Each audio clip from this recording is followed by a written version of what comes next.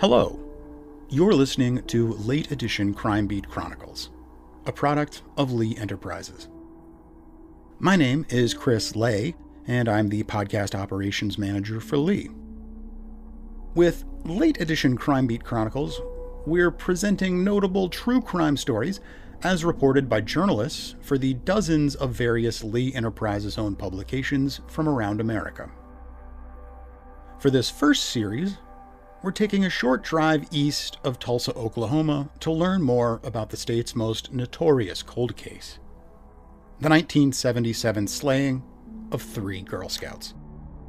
The episode you're about to hear is the 4th in a 6-part series, so if this is your entry to the show, head back to episode 1 and start from the beginning. What you're going to hear first is audio from a series of articles written and read by Tulsa World journalist Tim Stanley that was originally published in 2017 to mark the 40th anniversary of the tragedy. After that, you're going to hear a conversation between myself and Tim that expands on the story and explores his experiences reporting the series so many decades after the initial crime. It might go without saying, but given the subject matter here and every story that we're going to document going forward, there are some obvious content warnings to impart. While everything here would be fit to print in a newspaper, parents are still cautioned to give the episode a listen before sharing this with any youngsters. For now, though, here's Tim reading Chapter 4, which is titled Unanswered Questions.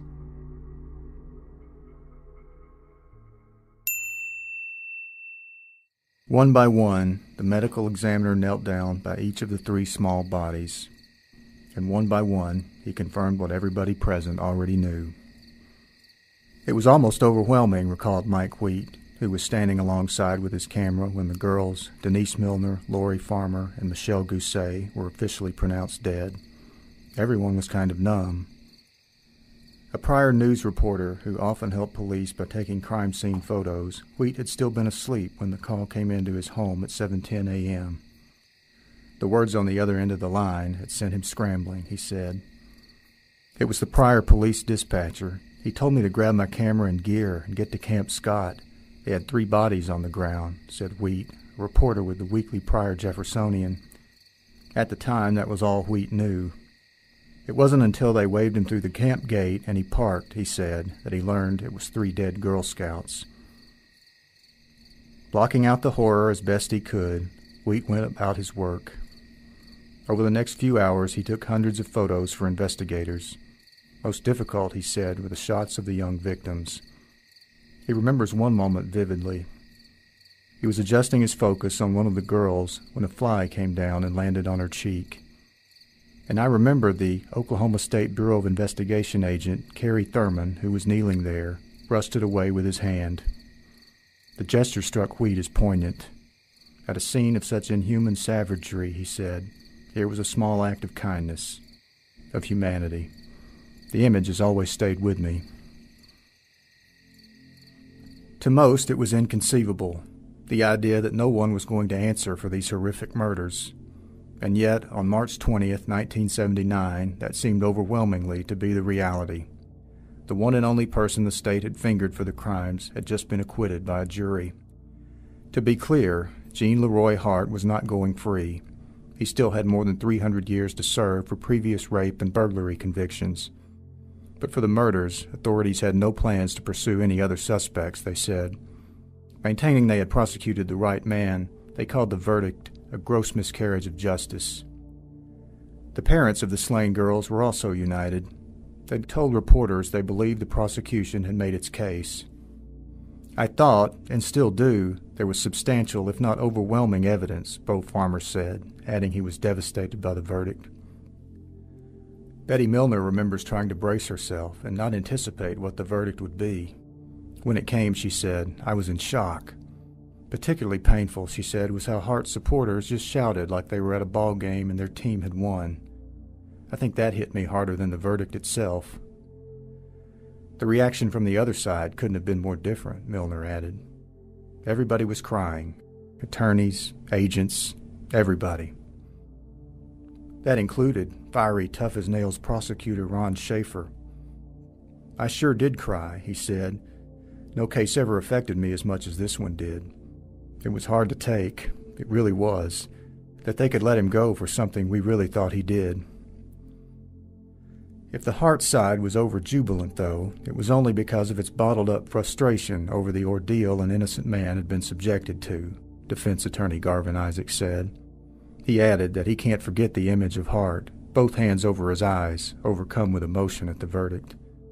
He was crying there on the counsel table, just crying. As for Isaacs, in the wake of the verdict, the legal world was taking notice. In winning Hart's acquittal, and in the process defeating Tulsa County District Attorney Buddy Fallis, the defense attorney had pulled off what many thought impossible. And apparently, it hadn't been close. One juror, speaking on condition of anonymity, told the Tulsa World that all 12 had agreed after only 5 minutes of deliberation that Hart was not guilty. It wasn't any one thing, other jurors said. There were too many loose ends, too many things didn't add up. In an Associated Press interview a year later, juror Leila Ramsey said, "None of us knew whether he did it or not. We were shocked that they didn't have any more evidence than what they had."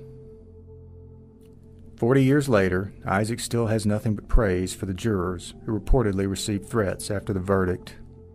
They were the best jurors you could ever have on a case. Thank God we had them. In previous interviews, Fallis, who led the prosecution team, speculated about the trial and the jury's decision, wondering if perhaps the show of support for Hart had intimidated them. Or maybe it was the fact that Hart was headed back to prison anyway to serve a 300-year sentence, Fallis said, which wasn't admissible, but which the defense let slip. The jury knew it could acquit, and Hart, if in fact he had done it, still wasn't going free. No fuss, no muss, Fallis said. Rather than criticize the jurors, though, the veteran prosecutor cast the net of blame a little more broadly. "I still feel it's not a matter of whether I won or lost. It's a matter of did society avenge this act against the little girls?" Fallis said. "I felt like there were failures, a lot of failures, of society to react." With Hart back in prison and no plans from the state to pursue it further, Oklahomans might have thought they'd heard the last of the case. They couldn't have been more wrong. On June 4th, 2 months after the verdict, and almost 2 years to the day since her daughter's murder, Betty Milner was working in her kitchen when a neighbor came over. She had startling news. She said Gene Hart was dead, Milner said. She had just heard it on TV. Almost immediately, as Milner tried to digest what she'd been told, a clamor sounded on her front porch. It was a group of reporters and cameramen, she said. The news about Hart had broken just minutes earlier, and they were already there to interview her. Hart, Milner would learn, had suffered a probable heart attack in prison. He had collapsed after exercising and was pronounced dead shortly after. It would be hours, though, before Milner finally had the time to attach any meaning to those details. She remembers her exact thoughts. With Hart's death, I felt like justice was served, she said. That had been my prayer. What man couldn't do, God would. It was a bombshell. Gene Leroy Hart, long sought-after fugitive from justice, dead of a heart attack. And just 2 months after his acquittal in the murders of 3 Tulsa-area Girl Scouts. Like many Hart supporters, Isaac smelled a rat. Hart's death and the timing were just too convenient, he thought. But while even now, 40 years later, conspiracy theories abound, the defense attorney says he was quickly convinced there was no foul play. His death was natural, he said, adding that he looked into it himself. The medical examiner found severe blockage, and moreover, he said, Hart had a family history of heart problems. Still, I was just shocked, Isaac said. I thought he was going to be all right. Whatever he might have been before, Hart emerged from the trial a changed man, he said. If he had been turned loose, he wouldn't have hurt anybody ever again, Isaac said. I guarantee you, it was a life-changing event.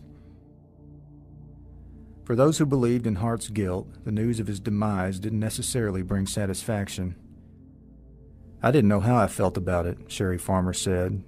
I had thought to myself, someday I want to go talk to him. And suddenly that was gone. That opportunity was lost to me.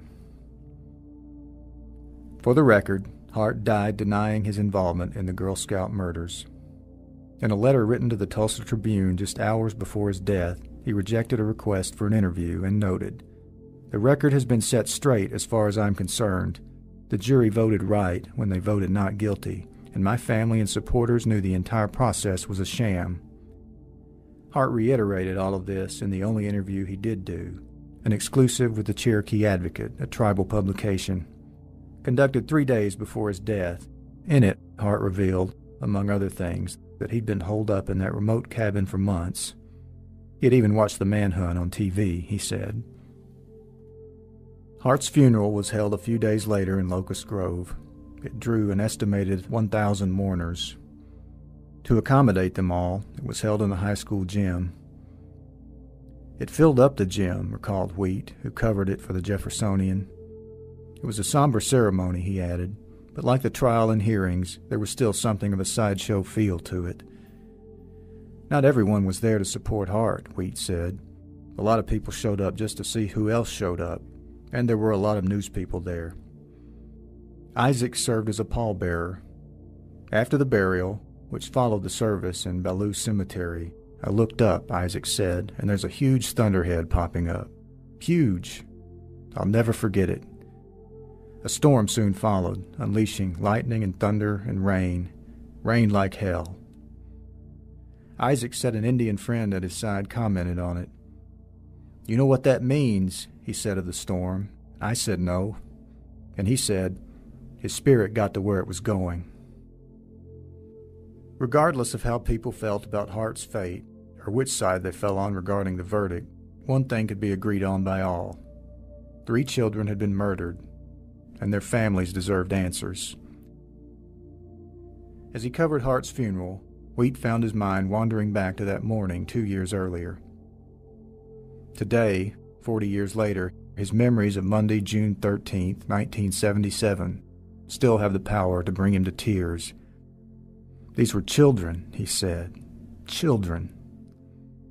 Choking up during a recent interview, he apologized, adding, "I haven't talked about this very much." Arriving at Camp Scott around 7:45 that morning, less than 2 hours after the girls' bodies were discovered, the first thing I noticed was how green it was, Wheat said. The smell of fresh air. It was a beautiful, calm morning. The tranquility was such a contrast to the violence of what had taken place there. Adding to the surreality, somewhere off to the side, I could hear children, and they were singing in groups. Camp officials were working hard, he would learn, to keep the other campers busy, shielding them from the horror that was unfolding. Taking photos at the direction of police, Wheat was shown to the slain girls' tent, where most of the attack had occurred. Blood was everywhere inside, he said. Pooled on the floor, on the pillows, on the cots. I'd never photographed a major homicide, said Wheat, a former Navy photographer, adding that his previous experience with violent scenes was limited to suicides and traffic fatalities. It was the scene he shot after the tent, though, that still haunts him most. 3 sleeping bags, one yellow plaid, one dark green, the other a red flower pattern, lying together beside the trail, the morning sunlight through the trees creating an ethereal glow overhead. As he stood over the girls' bodies, shooting downward with his camera, he was struck by their faces. They were really calm, he said. When he was done, he lowered his camera. Then they zipped them up and took them away. At the time, Wheat had a 3-year-old daughter at home, and his wife was pregnant with their second. When he saw them that night, he couldn't help thinking of the murdered girls. As a news photographer, he said, you just frame the scene. You don't think about the humanity. Your job is to document, but you still don't get isolated from it.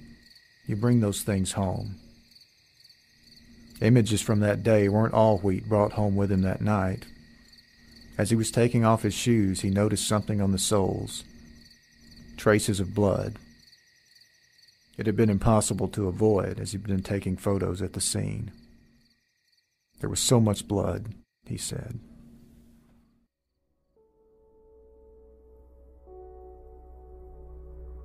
What you just heard was the fourth of 6 articles written in 2017 by Tim Stanley for the Tulsa World, as read by the author, all of which can be found at tulsaworld.com, presented with incredible new photos alongside images from the newspaper's archives. Links to those and any other relevant content can be found in the show notes. After a short pause, we're going to go to a conversation between myself and Tim Stanley that was recorded just last week. For this, I feel like of the episodes that we've done so far, I think I have probably the fewest questions for this. We can dive right in. Yeah, and we can, if you want, we can start kind of where the story starts, because I do think there are a couple of things I could say here. And there, in a way, it's almost 2 series of 3 stories, which would make this one story number 1 in the second series. Because what I think one of the things that I wanted to do here was to again remind readers who are going on this journey with us. I wanted to remind them what the stakes were. What is all of this really about? Why are we doing this? And that is, more than anything, what happened to these 3 young girls. And then, once we bring readers back, into that mindset, and then to go from there and to begin to develop this idea of how these crimes affected other people close to the case. We've done some of that with the families. Now I want to start bringing in some other voices. And I remember distinctly as I was kind of planning this out, once we'd done some of the interviews, I don't think I realized it when I first set up an interview with Mike Wheat, but I quickly came to the realization afterwards that his interview was a dynamite interview, and what he had to say was kind of the perfect way to lead it off and bring people back in, because what Mike had to offer really more than anyone was a unique vantage point. He was able, really more than anyone, to put us as readers, directly on the scene the morning after the crimes. No other media had that access. I mean, the other reporters and photographers, as they began to stream in, they were stopped at the front gates to the camp, and that's where they stayed. And they would get their updates, how that works. I mean, if you've been in the media, they get their updates periodically from, an official. In fact, I think Sid Wise, the local prosecutor, was handling all of that. They didn't have access to the camp. They didn't have access, certainly, to the scene within the camp, but Mike Wheat did. Now, the interesting thing, and I think we probably need to bring this up, first of all, Mike, as we've introduced him before in the series, he worked for a weekly newspaper out of Pryor. It's now defunct, but at the time, the Pryor Jeffersonian. It's a small town newspaper, probably had a staff, I think, of 3 people, Mike being one of them. And like with a lot of small town papers, he had to wear a lot of hats. So Mike did his own reporting and took his own pictures. He was a photographer. He'd been a photographer for the Navy at one time before he got into journalism. And you mentioned that towards the end of the article with this wasn't his first crime scene. Yeah, to be clear, it was really puzzling, and I'm sure it will be for some of our readers. How in the world did a member of the media, local reporter, have that kind of access? Well, the deal was, at that time, it was not unusual for a rural sheriff's department to call on the local media photographer to shoot crime scenes for them. They really didn't have anyone who could do that in-house, but, a local organization like the Jeffersonian would have, a couple of people who could do that, who had the equipment and the knowledge of how to do that, and that's how that worked. And for that, at that time in Mays County, Mike Wheat was that guy, and so he would get called out to crime scenes, but certainly not anything like this did he have in his prior experience. They didn't have that many homicides to begin with in Mays County, but so Mike's perspective, is very unique, and I just felt like, with this story, this was the right place to kind of go back in and bring Mike's direct witness of the crime scene to bear. Because, if you're doing this strictly chronologically, Mike's part here would fit in story number two.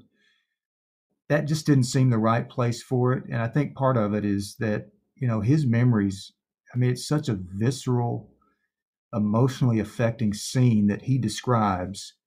I felt that needed to kind of be pulled out and put somewhere else so that it could be kind of focused on.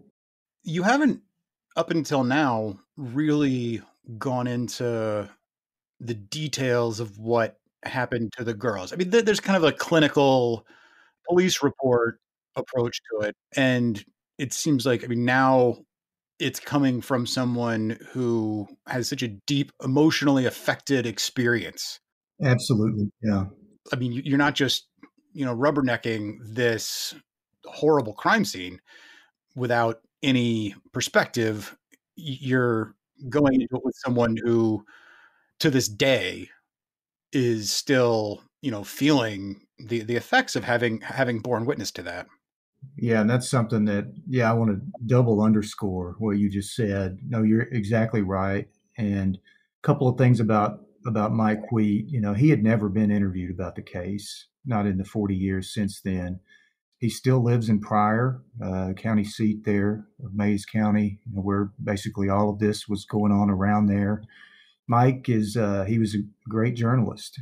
You can't really judge a journalist just by the paper they worked for. That was a very small paper, but they were doing a lot of excellent reporting. There was also a daily paper in Pryor, had two papers in the town.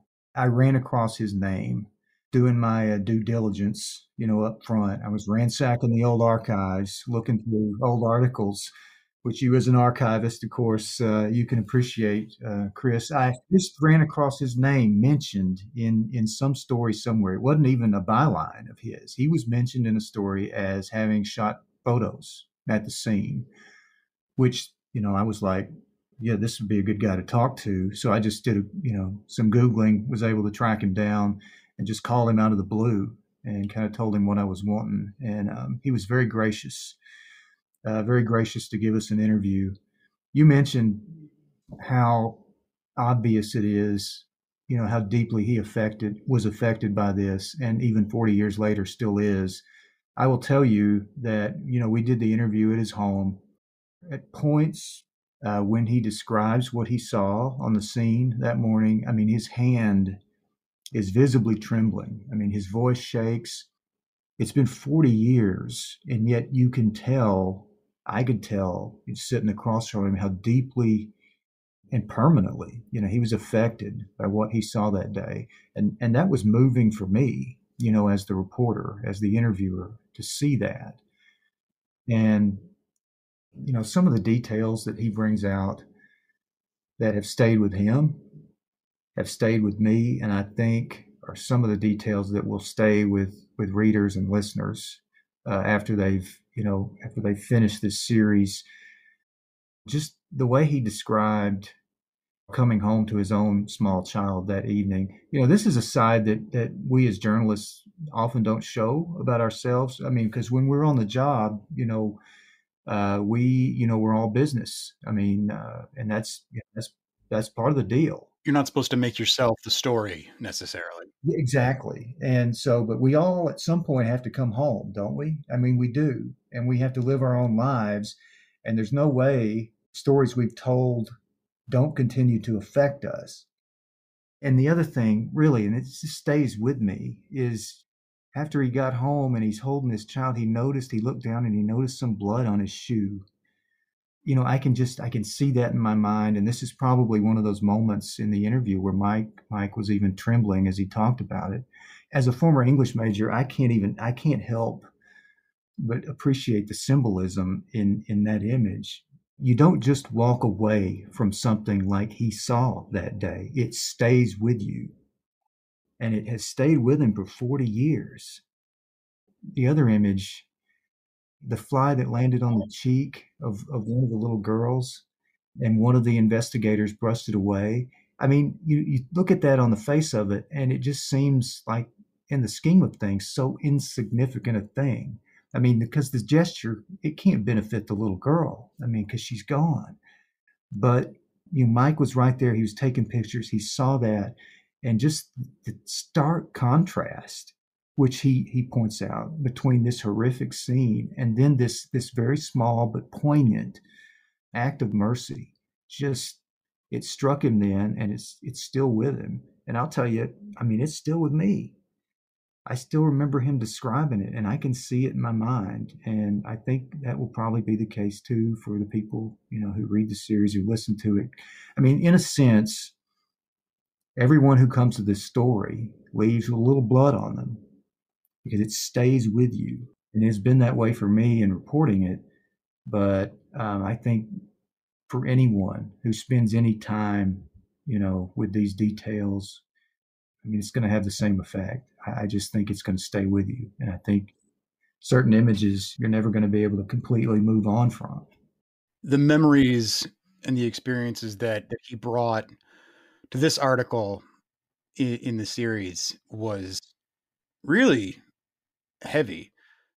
Also, I mean, the memory that he had of the sleeping bags and the sun coming through. I mean, it's the I don't know, it just captures the delicate nature of innocence that was taken, and it really is a truly affecting thing to read, or in this case, hear you having read it. I can tell you, I still see these things. These images are still in my mind. And I mean, it's been 3.5 years, since we did the work on this. But, there are things like that just stay with you because on some level they kind of symbolize the whole thing, the whole story itself.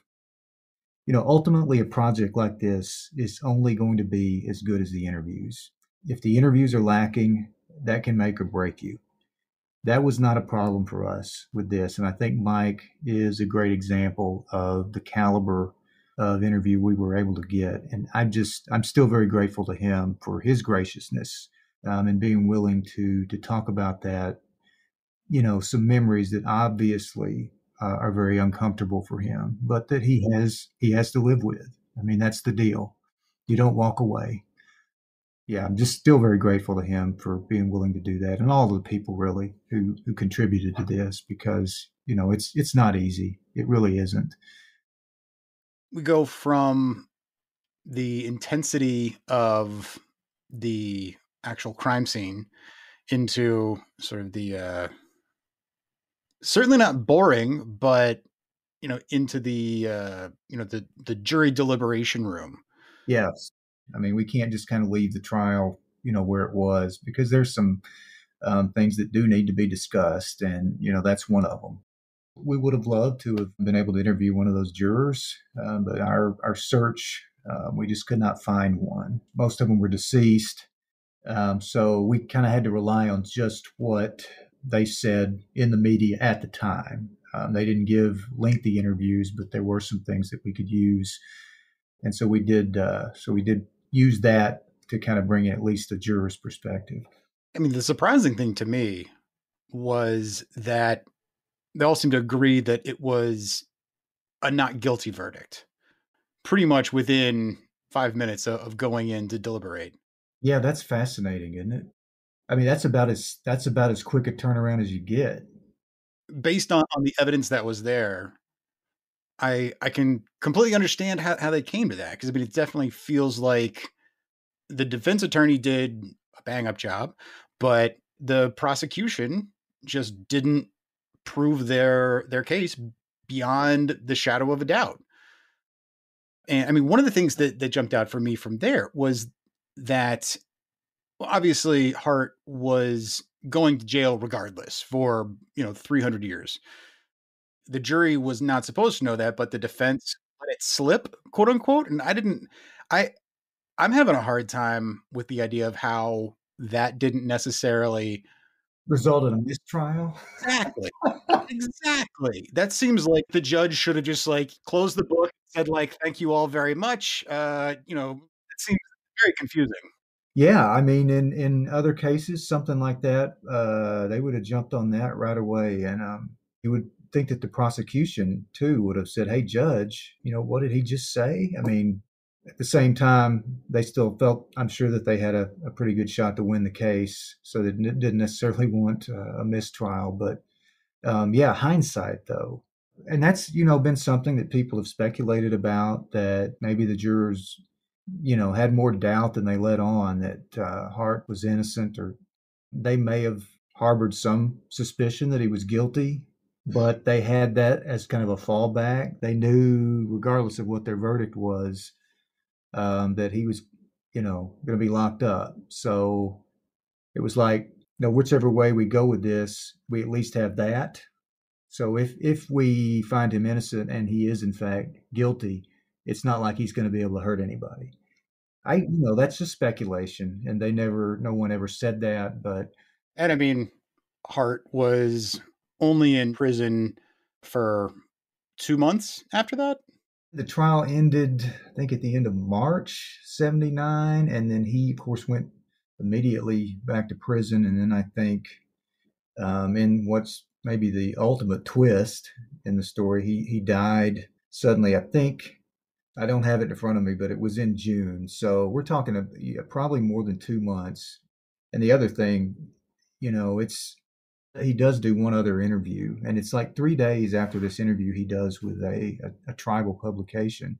3 days after that interview that he falls over dead.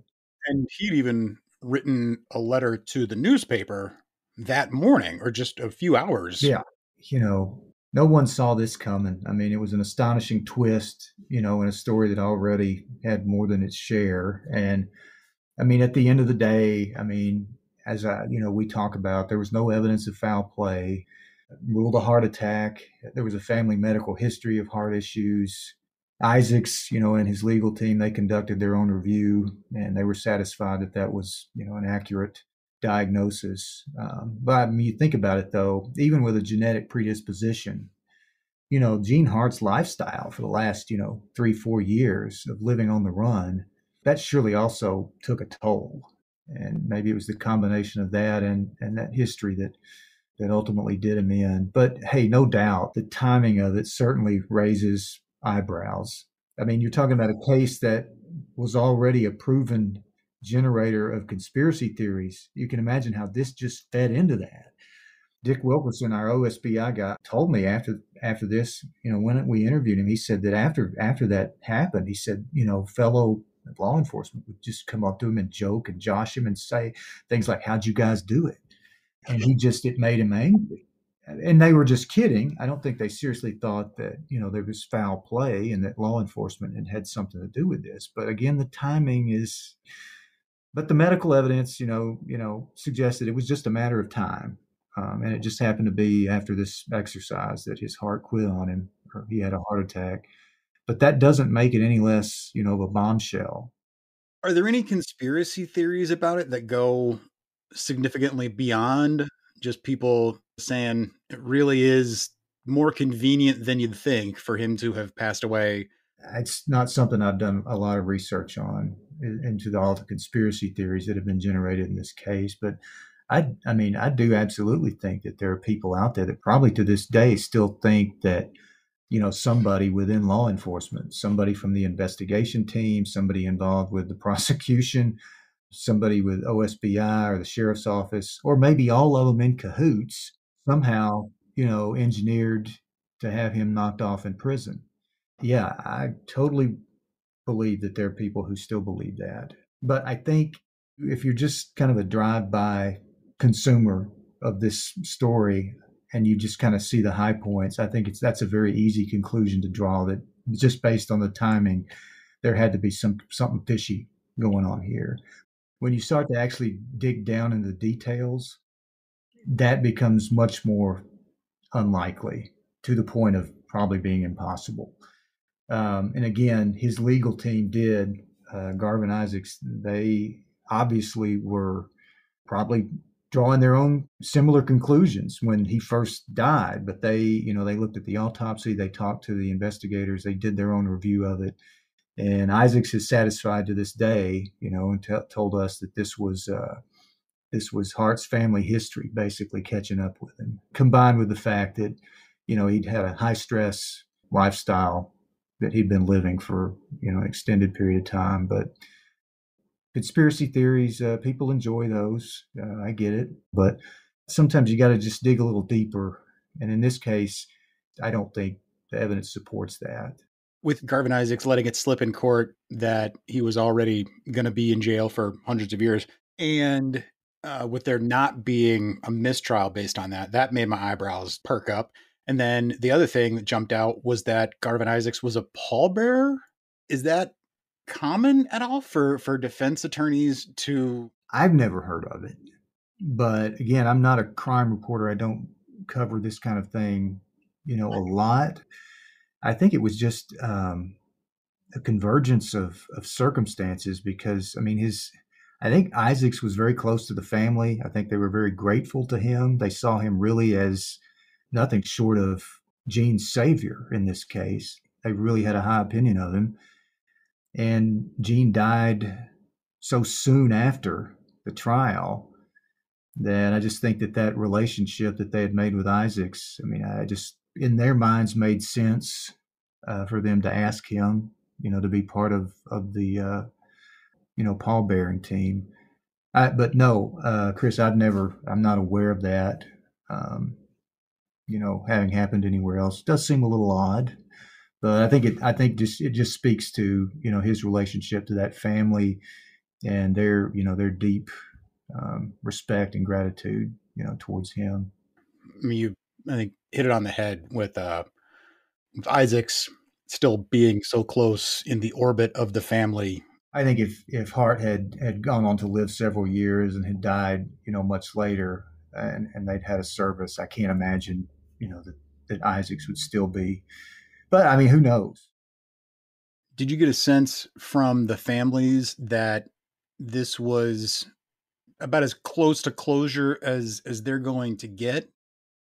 I think for the farmers, I think for Sherry in particular, she was more, I don't hate to say disappointed, but she was hoping, I think, to actually confront him at some point. That's not an unusual thing for a mother who's lost a child to a violent offender. Again, assuming Hart was guilty. The farmers believed he was, and I think she was hoping to be able to talk to him. She was hoping, to be able to maybe ultimately he would open up and tell him what happened. And she lost that opportunity forever. I think, Betty Milner, as she says in the story, I think Betty is a deeply religious woman.